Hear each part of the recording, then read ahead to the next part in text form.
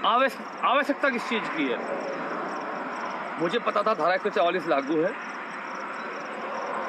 मेरे बिजनौर के जिलाध्यक्ष मेरे साथ थे, 2-3 भाई और थे। मैंने बैरिकेडिंग पर जाकर कहा कि मुझे अंदर जाना है और दोनों पक्षों के पास जाना है, दोनों पक्षों के पास जाना है। उन्होंने कहा कि फिर वो आपका जो एनजीओ है उसका आप लेटर पैड दीजिए। लेटर पैड मैंने दिया, लिखा, मैं चला गया वहाँ पर, चुपचाप गया, दोनों पक्षों के पास रहा करीब 2-2 घंटे। कहीं कोई किसी चीज़ का बवाल नहीं, कहीं कोई चीज़ ऐसी नहीं कि कोई ब्रेक की हो। और मैं ये भी बता दूं, मैं ऐसा नहीं है कि मैं किसी को वहाँ फूल मालाएं पहनाने गया था।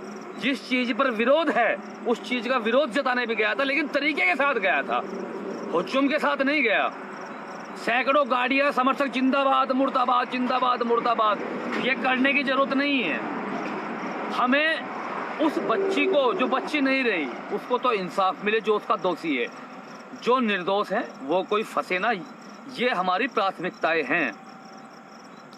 इस चीज़ पर हमें बल देना है, इस चीज़ पर जोर देना है। लाशों पर राजनीति करना, जिंदाबाद मुर्दाबाद करना और फिर लाठियां खाना। देखिए, अगर किसी सरकार की नीतियों से आप मेल नहीं खाते या मैं मेल नहीं खाता हूं, तो उसके खिलाफ प्रदर्शन करने का पूरा अधिकार है। मेरा भी विरोध है। अगर रात में 100 को जलाया गया है, उस बात पर विरोध है, तो उसका एक तरीका है ना। ऐसा तो नहीं कि जहाँ पर 144 है, जहाँ पर इतना सब कुछ हो रखा है, वहाँ पर जिंदाबाद मुर्दाबाद, जिंदाबाद मुर्दाबाद।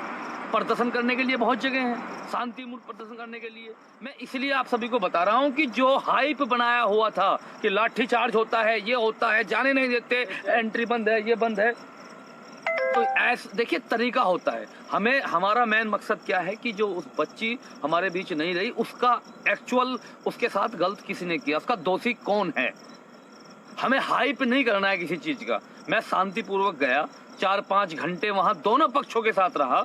और मैं आपको ये भी बता दूं कि जब इस केस का पर्दाफाश होगा, चाहे सीबीआई के द्वारा हो, न्यायिक जांच के द्वारा हो, या जो भी चीज़ सामने आएंगी, उस समय सब कुछ सामने आने के बाद आप सभी ये कहेंगे कि ऐसा तो सोचा भी नहीं था, कि ऐसा तो सोचा भी नहीं था, ये चीज़ें सामने आएंगी। हम उस दिन से ये कह रहे हैं कि जिन चीज़ों पर हमारा विरोध है, उस पर विरोध हमेशा है, हमेशा रहेगा। जो भी दोषी है इसके पीछे वो बचना नहीं चाहिए और निर्दोष कोई फंसना नहीं चाहिए।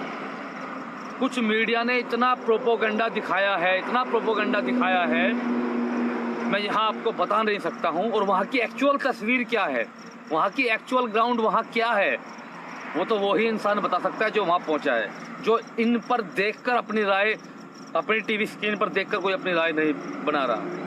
तो मैं यही कहना चाहूँगा, देखिए, राजनीति करने के लिए, मुद्दे उठाने के लिए, ऐसा नहीं है कि हमने कहीं उठाए नहीं, हमारी गिरफ्तारियाँ नहीं हुई, ऐसा नहीं है। मैं बताऊँ, जो हमारे पर टैग लगाते हैं, टैग, उनको मैं बताऊँ, इसी उत्तर प्रदेश सरकार में, इसी उत्तर प्रदेश सरकार में जो वर्तमान में है, 28 दिन आगरा में, 28 दिन आगरा में हम जेल में रहे थे। कितने दिन? 28 दिन। क्यों रहे थे हम? ताजमहल प्रकरण में, ताजमहल प्रकरण विरोध किया था ना किसी चीज का, इसलिए रहे थे, इसी सरकार में रहे थे। विदिशा मध्य प्रदेश, जो जिस पार्टी की यहाँ सरकार है वही सरकार थी। उदयपुर राजस्थान, बिहार, झारखंड। अगर हम किसी के नुमाइंदे होते तो जेल क्यों जाते? फिर तो वाहवाही करते, ऐसा नहीं करते। मैं उस दिन से ये कह रहा हूँ, दोषी बचना नहीं चाहिए, निर्दोष फंसना नहीं चाहिए। और हमारे कुछ उसूल हैं, प्रिंसिपल्स हैं जिन पर हम काम करते हैं। ऐसा नहीं कि हमें किसी सरकार ने जेल भेज दिया तो हम कन्हैया कुमार की तरह आकर जो है नारे लगा दें, उसके खिलाफ मोर्चा खोल दें। सही चीज़ों का समर्थन है और जो सही चीज़ें नहीं हैं उनका विरोध है। आज हम हाथरस में रहे, हमारा डेलीगेशन 5 लोगों का गया, दोनों पक्षों के पास गए, जानने की कोशिश की, लोगों से पूछने की कोशिश की, वहाँ के हालात देखे पूरे। और मैं विश्वास करता हूँ जब ये केस पूरा खुलेगा, जो दोषी है वो नहीं बचेगा। लेकिन जो चीज़ उसमें एक्स्ट्रा दिखाई गई है, ऐसा वहाँ पर कुछ नहीं है। तो आप सभी एकता बनाए रखें। कुछ लोग अवसरवादी लोग हैं जो तोड़ना चाहते हैं हमारी एकता को, उसको ना टूटने दें और सही वक्त का इंतजार करें, धैर्य रखें, सब कुछ आपके सामने आएगा। वंदे मातरम, भारत माता की जय। जय हिंद।